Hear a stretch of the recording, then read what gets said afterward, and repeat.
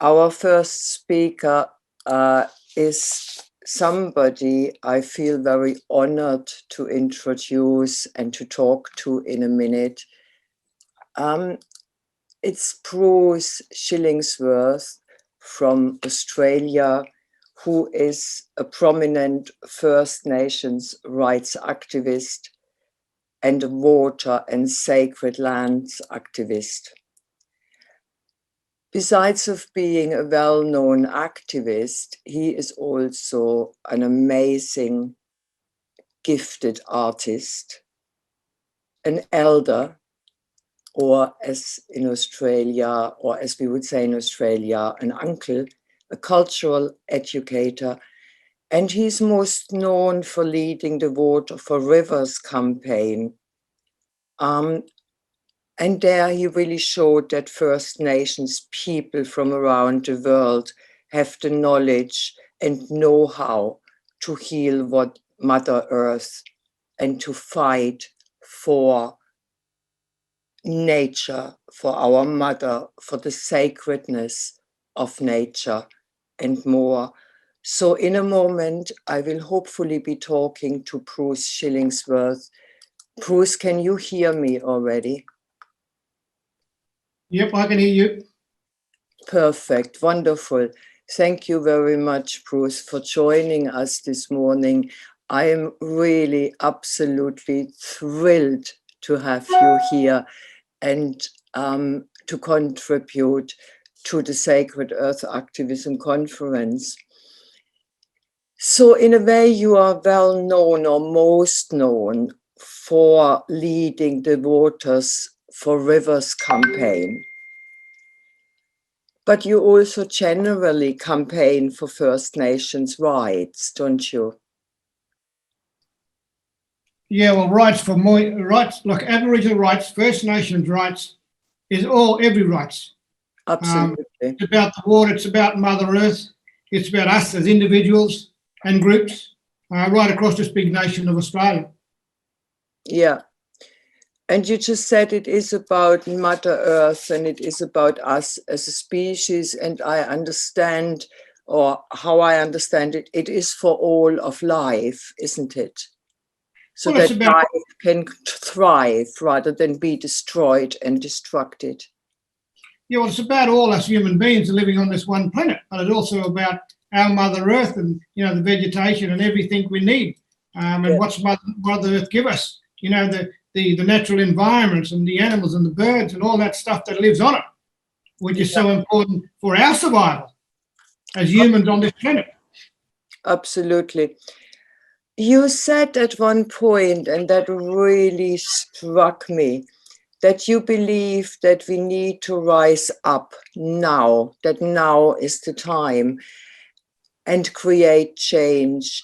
And how I understood it when I heard you speak there was that you feel Mother Earth is actually calling us, helping us. You said at a rally, you said, we are not here by chance. We are here because we need to be here right now. Well, look, I believe that we are guided by our ancestors. We are guided by our old people. But we also got to need to listen to those voices, those silent voices out there. And Mother Earth is one of them. Mother Earth is suffering the devastation and destruction of our wonderful planet. We see it drastically happen now, and it's increasing very quick. So I think all humans on the planet need to work very fast. It's just for our survival. And I think if we look at our rivers, they're slowly being, they're disappearing, they're slowly being polluted, the airs have been polluted, and the food we eat are toxic, and all our environment and our animals are becoming extinct.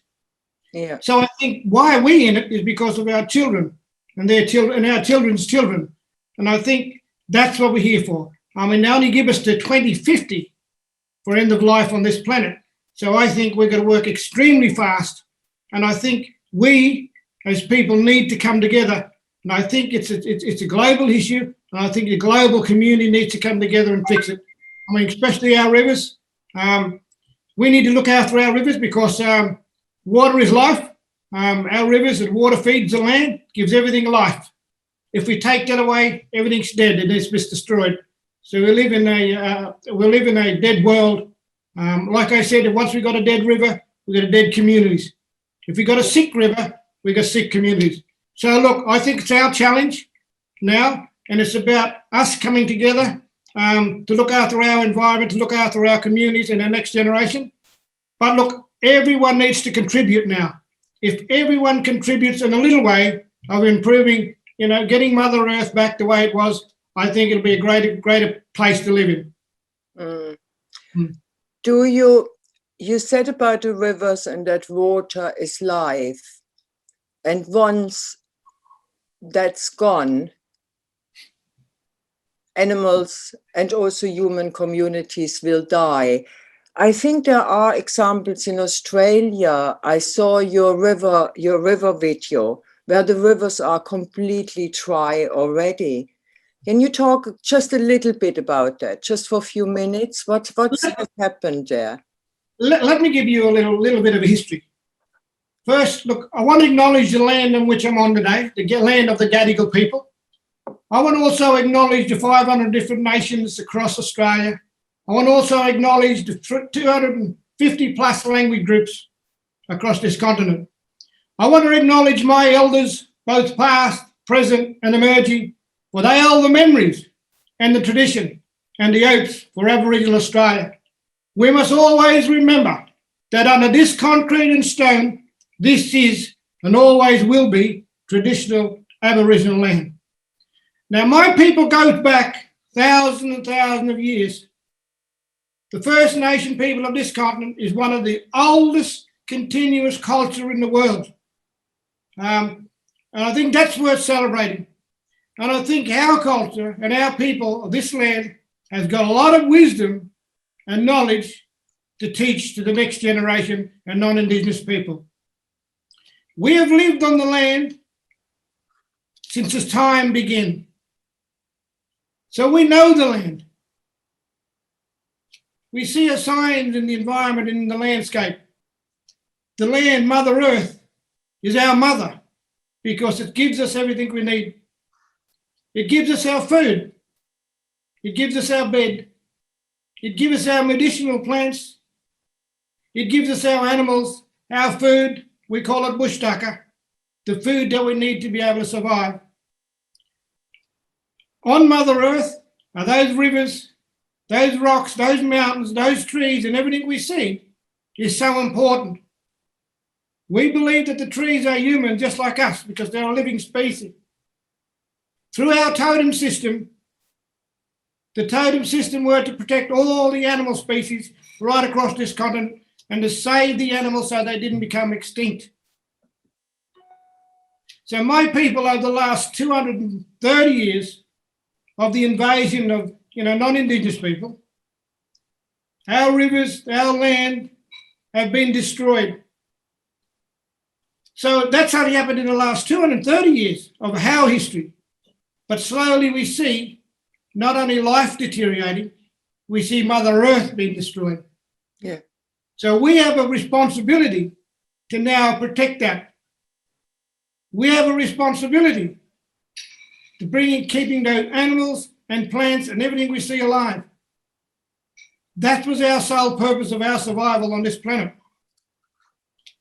I believe that now it's a responsibility not just of First Nation, but non-Indigenous people all over the world.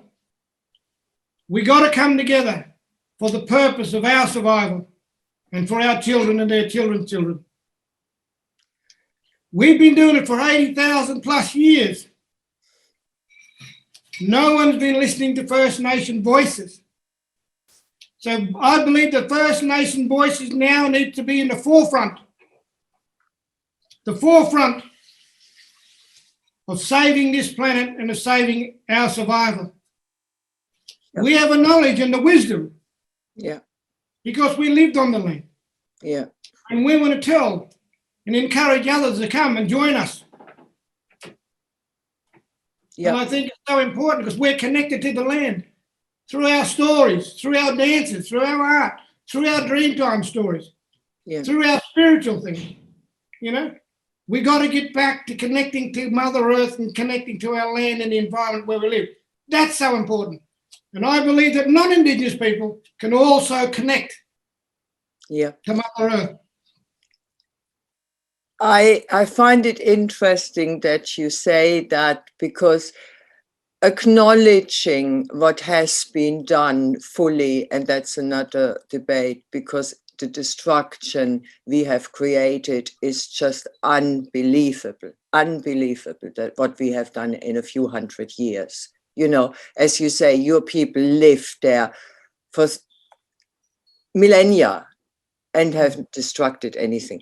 But connecting to Mother Earth, and this is, I think, where we really face a challenge, don't we? We have millions and millions. We have cities of 20, 30, 40 million people. Some of them have never been out of a city. So what we call connecting these days in a more Western society is, yes, we go for a walk. Yeah. But the way you guys are connected is completely different, because you're connected through your ancestry. You have lived on that land. You're connected to the spirits of the land. You have a massive reverence for the land. And all of this, we need to start to really learn, almost.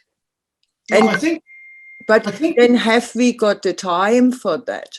Or is it now just time to say, okay, let's really rise up. Let's really, really be out there and just, rise up. Look, I think we need to rise. And I think, like I said, we need to unite in solidarity to be able to fix the stuff that's happening to our environment. And I think it takes a whole lot of us to work and to get those things done. I mean, we've got to also work on proper leaders in our communities and in our governments to make these things happen. But I believe that the answers come from us, we as grassroots people. I think that's where the power is, and that's where the changes will come. I think we've got to also acknowledge and realise that the natural resources that we rely on and our food that comes from the land is slowly diminishing. And that's reality. There's going to be great food shortage. I mean, with the environment, the trees that have been cut down, the trees that we need for survival, the tree that gives us oxygen, that's the important thing. So we rely and survive off Mother Earth and those things that are on there. So we cannot live without it. And that's what we've got to start acknowledging and realise. To come back and start saving and protecting Mother Earth. Because Mother Earth was here before us, and Mother Earth will be here when we leave. She will survive. It's us, and other living creatures who might not. Mother Earth has time to recover from us. Let me tell you, on my country, my mother's and father's country, how do we bring back those animals? How do we bring back those water creatures? The aquatic life, the animals back to the river. How do we bring back our food that we relied on for thousands of years? Our medicinal plants that are now disappearing. That makes us healthy and makes us well. So how do we bring back then the 50-year-old cods? How do we bring back the long-necked turtle? How do we bring back the fish in the river? How do we bring back those kangaroos and emus that relied on the water, and the birds and all that sort of stuff? Once they're gone, they're gone. They're gone. So you have, I mean, I watched some of your speeches. You have campaigned quite a bit and asked these questions. What response are you getting in Australia? And is it growing? Do you feel that people become more aware and that they wake up more? Look, I think we've got a wide range now and a big support from non-Indigenous people right across the continent and right across the world. And I think through our platform, through social media and Facebook and all that stuff now, we'll be able to get that message out. And right across Australia, we got young leaders are now coming through. Young leaders are now talking up about the environment and the things that affect their lives. So I think that's what it's generating. The next generation now is starting to speak And I think we as elders need to just guide that process through and guide our younger ones. And because I'm a teacher, I teach in schools, I believe that our non-Indigenous children are starting to get that message and doing something about it. That's interesting, because we had somebody from Standing Rock in America here yesterday, the anti-pipeline, and he said something very similar, and we believe that here as well, that we are so fortunate that so many young people are waking up and really doing something now. It's the same everywhere over the world.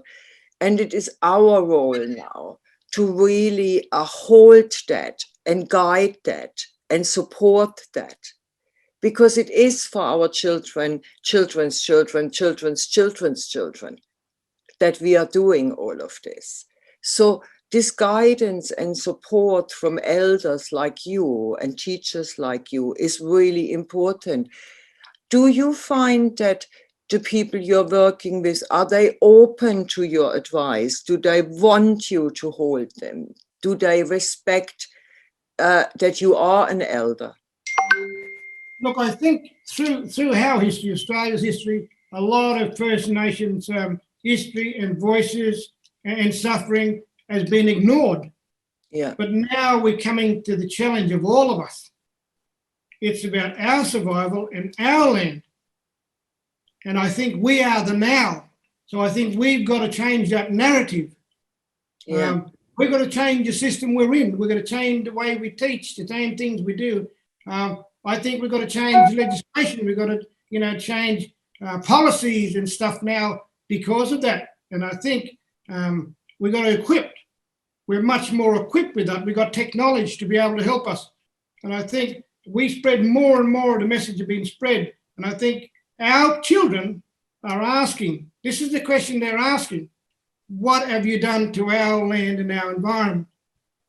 What is our answer to that? Yeah. We've destroyed the world that they live in.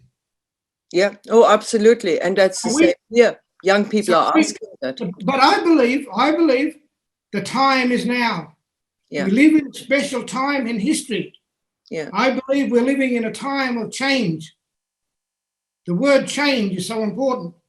And I think it's the bringing together of all nations, all people now, for our survival. And I think, look, there's a revolution that started. It's going right across the world. The spirits are now moving. You can feel it. I can feel it. Yeah. But I can't explain it, but it's happening. Things are now connecting. And I think Mother Earth and the spirit of our old people and the land is helping us to do that. I believe so too. I'm absolutely convinced that they are helping us. And I think that's also why Indigenous people and cultures all over the world are at the forefront of it, because they are still very connected. So they are hearing it. And even they are tiny minorities, they are speaking very loud right now, and they are being heard. And I think that's beautiful almost, that they are tuning into it all, into Mother Earth. They hear it very clearly.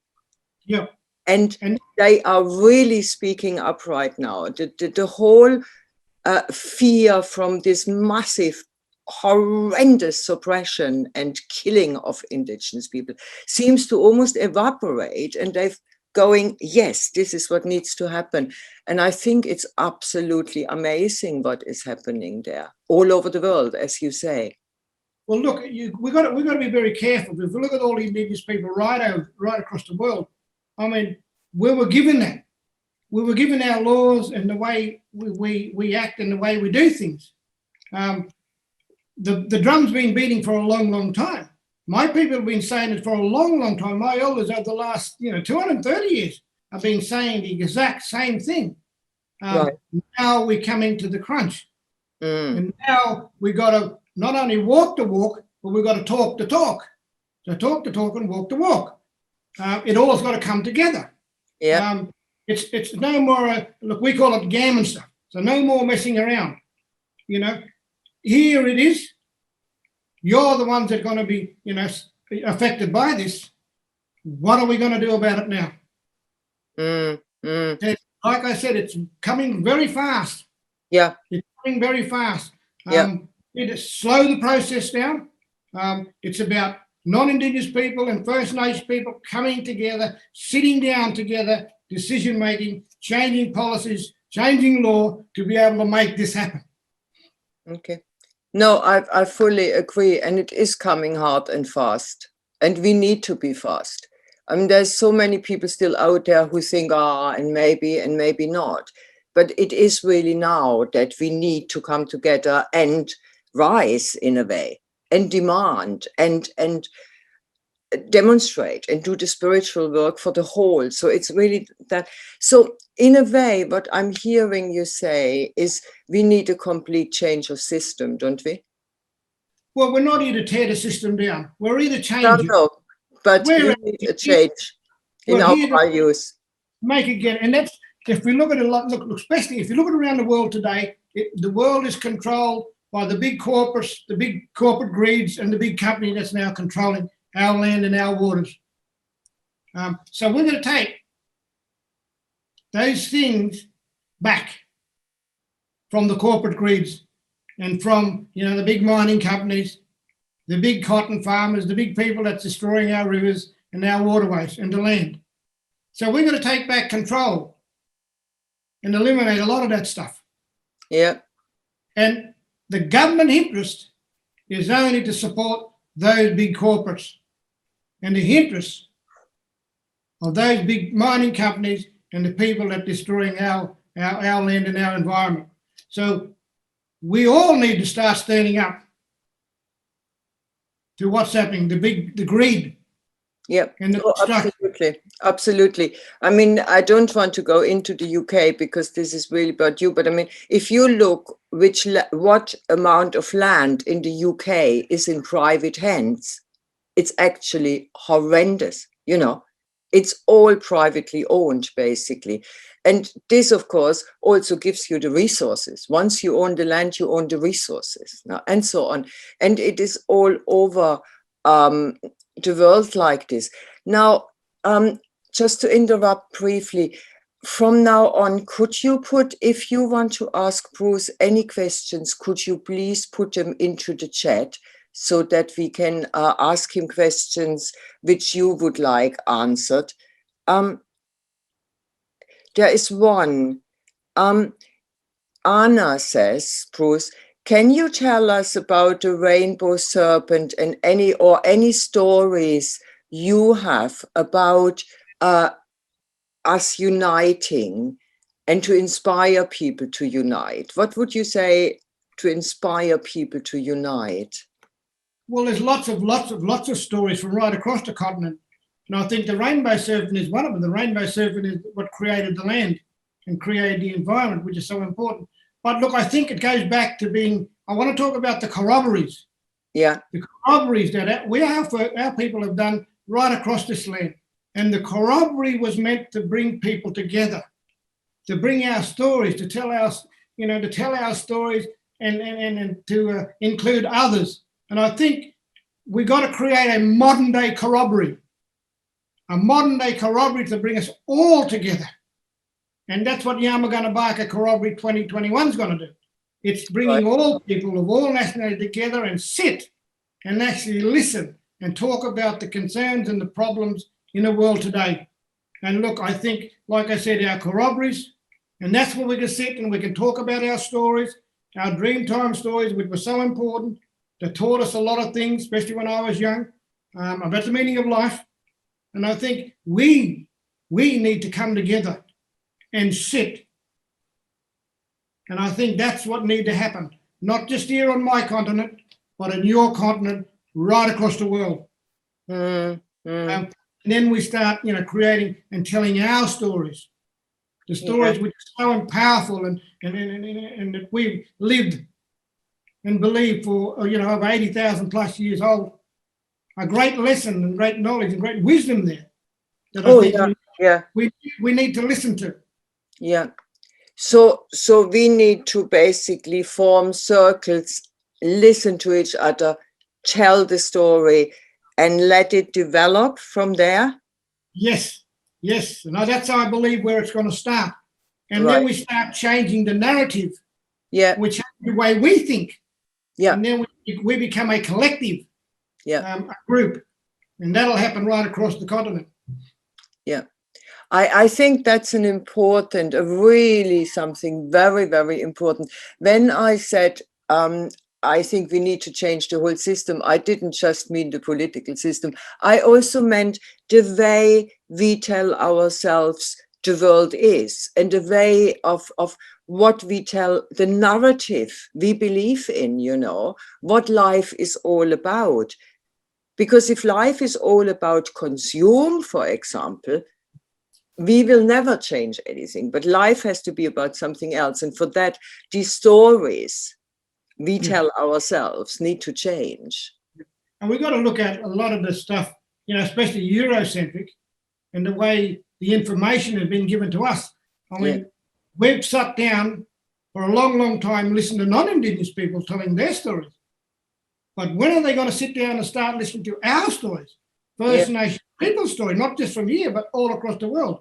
And I think that's what needs to happen, and that's our challenge, and that's where we need to start.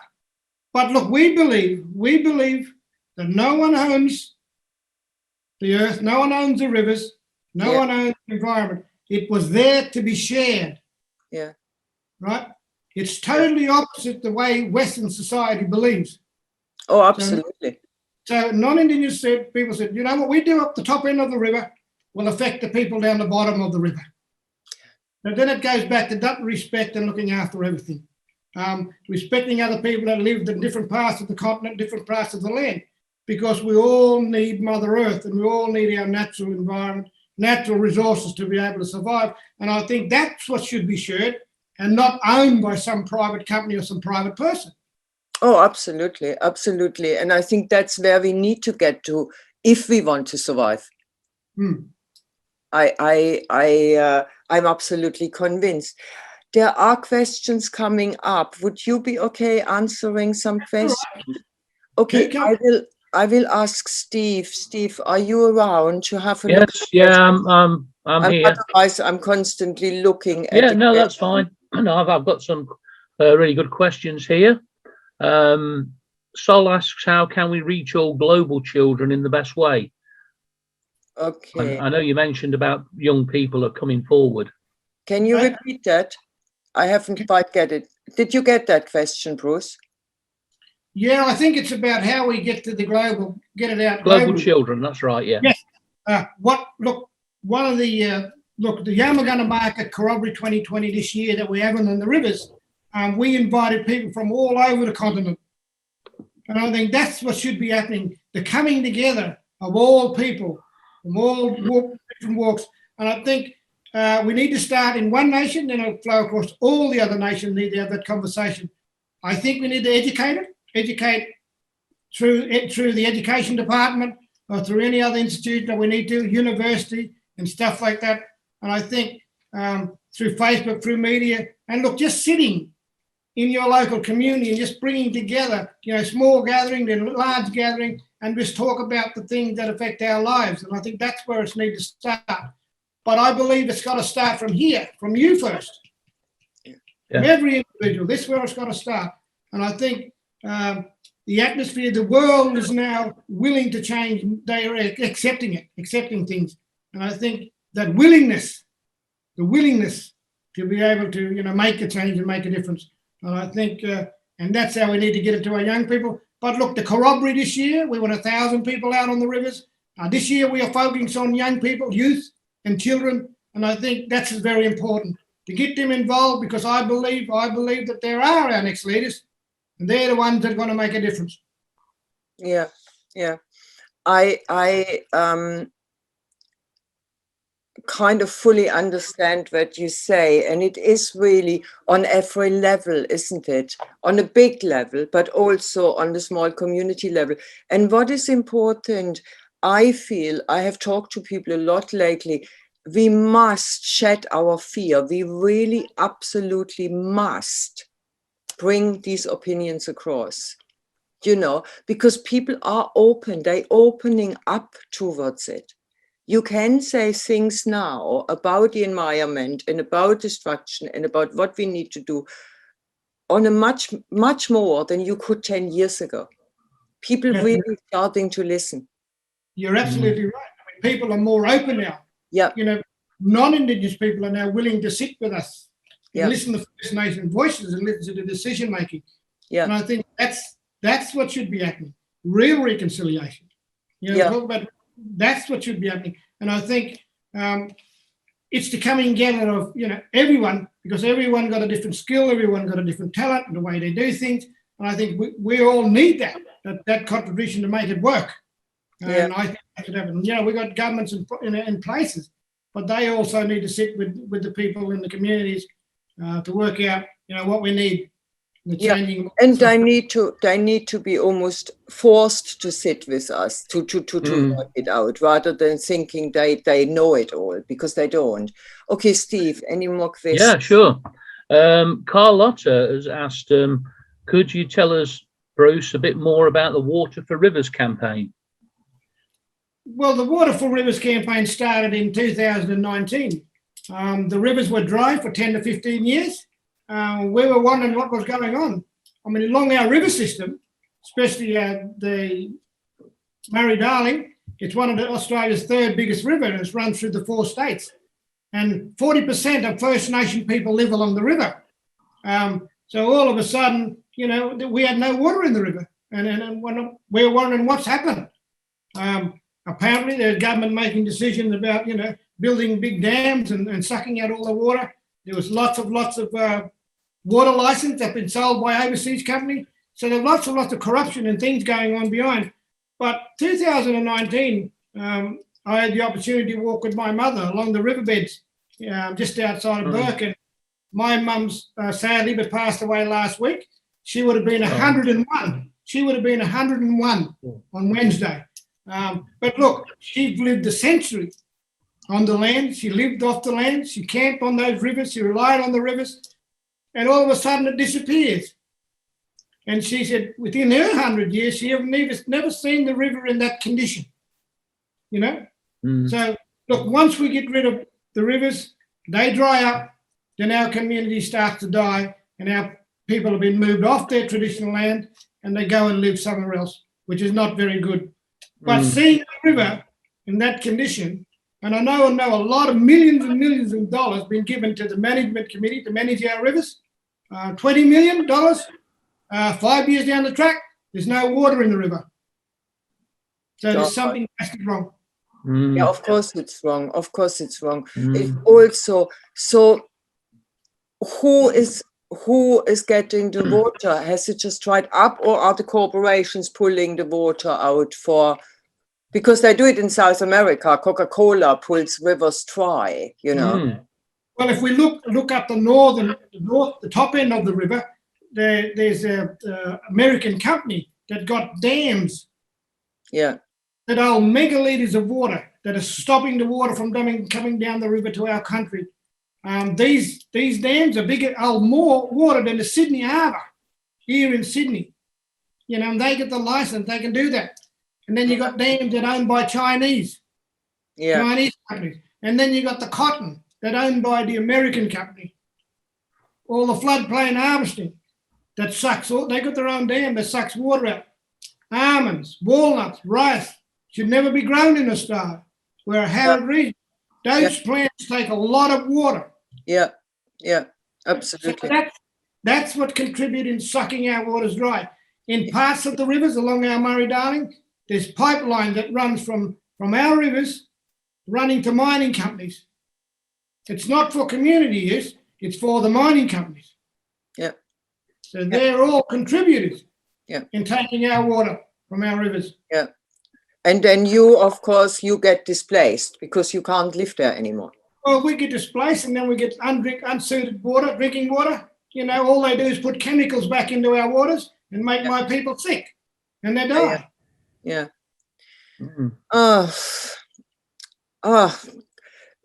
We must rise.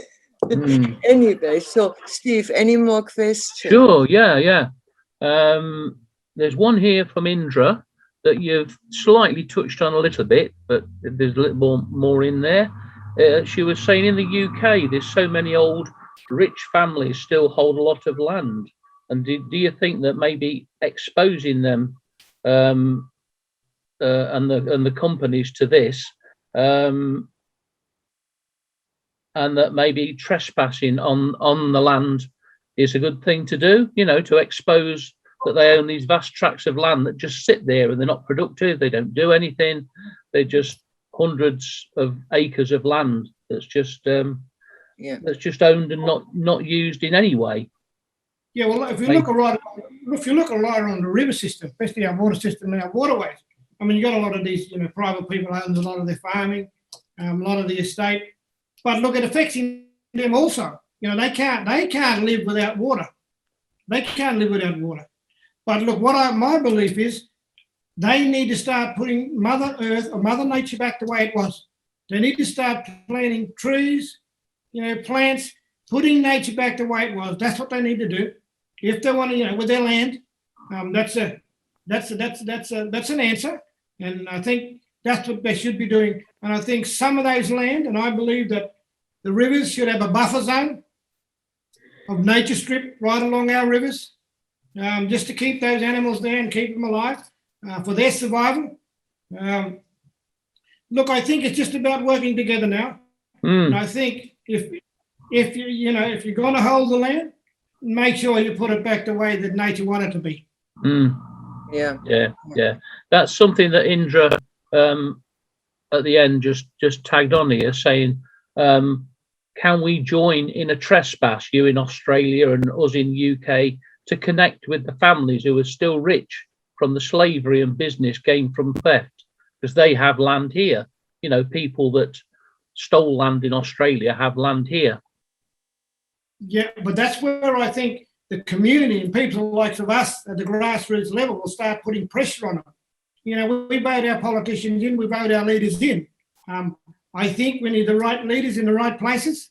And I think we got to make a decisions at our levels, where we live at a local level. I think that's where the changes come. We put pressure on our leaders, put pressure on our councils, our local councils and our local, you know, council leaders and council representatives. You know, we've got to make sure that land has to go back the way it was. And if it needs to be given back to First Nation people, I think that's a start, and that's what needs to happen. Yeah, I wanted to interfere here. I'm just looking also at the time.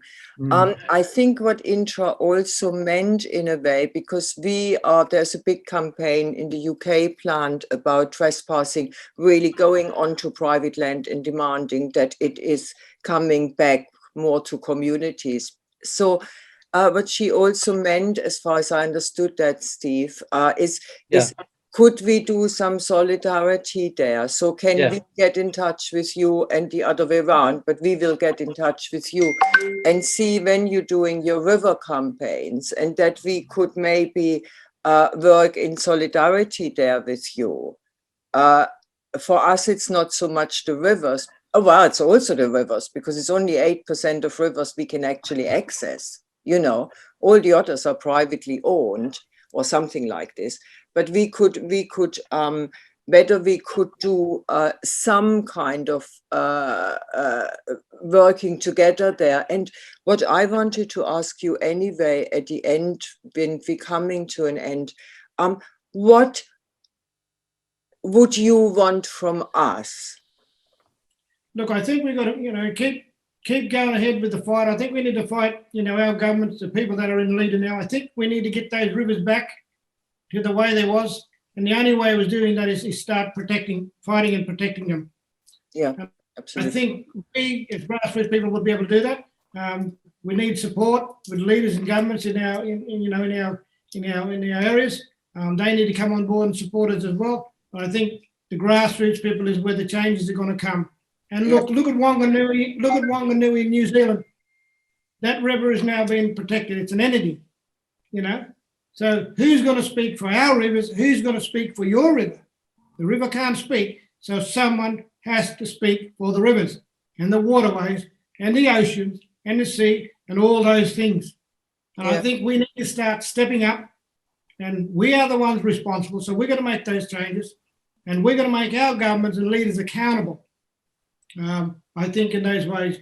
But I believe that we're going to get the Murray-Darling River, our Barker, we're going to get it protected, and we're going to save it. When you say getting it protected, you mean protected with laws, or that you just say, this is ours, we are here? What do you mean by protecting? Hasn't First Nation people have a right to the rivers and the land? Good. That's what I meant. This was our land, this is our rivers, and we're going to take back Yeah. the responsibility where they have failed. Yeah. They have proven that they have failed over 230 years. So we're going to now take those responsibility back and take back our rightful place on our continent and on our global, across the world. I fully understand that, and I think this is where Intra's question came in, because something similar is happening here, a kind of push to take some land back into communal ownership rather than it all being in private ownership. For you, it's more that the corporations play havoc with your rivers now. But okay, so there we can definitely work together. I wanted to, and I don't know how you would do that, but could we maybe at the end of your talk now, how would you usually thank the spirits and the ancestors and all that is behind you and around you and has produced that? Could you do something at the end of the talk? That's done in a special ceremony. We In call a it the ceremony. smoking ceremony. Yeah. So that's all done when the spirits, the bad spirits go and the good spirits are in return. That's a special ceremony. Right. We all should be involved in. And it'll come a time when we're all got to come together and have this special ceremony, of thanking the spirits, thanking, Mother Earth, thanking our natural resources and our natural environment that sustains us and takes care of us, and we can't live without. And I think that's a ceremony. Okay, so we do that one day, shall we? Just do that one day. Yeah. Even if I come to your country and you come to my country, we will do it. We will do it, shall we? But we want you all out on the rivers at the end of the year. We invite you to come and join us for our corroboree and our gathering on the rivers. It'll be once in a lifetime opportunity and experience for you guys. Thank you very much. Okay, Bruce, we need to come to an end. Is there anything else you would like to say at this moment in time before we start finishing? Look, all I can say is, look, there's no plan B. We cannot go anywhere else. We only live on the one planet. It is about our survival now, our survival. This is not about any particular person, any particular group. It's about all of us. So we all need to contribute. We're in a special time in history. We live in a time of change. And this is the time and the opportunity we've got now to make that change. Thank you ever so much, Bruce. And for those of you who please get in contact via us if you want to get in contact with Bruce so that he doesn't get swamped. Bruce, is there any way, if people want to contact you, is it Messenger, or do you want us to pass messages on? Well, you can send a message in my messenger, Facebook, Instagram, but you also got my email. I got that. My email address. Yeah, you can pass that information on. Okay. Give it to anyone to contact me, even the phone number. Ring me up and have a chat. Or send me some information. It'd be great. That is great. I thank you ever so much. And I really want to honor that you were with us so late in the day after you have been campaigning for refugees today, which we didn't even mention. Thank you ever so much. And there's lots of thank you messages here. Bruce, thank you. Lisa says, thank you, Bruce. Alex says, thank you, Bruce. Blessings, Bruce. Wonderful, Bruce. So there's loads. So if you want to have a quick look when I have clicked off, then please do. Thank you. Thank you. Thank you very much. Thank you.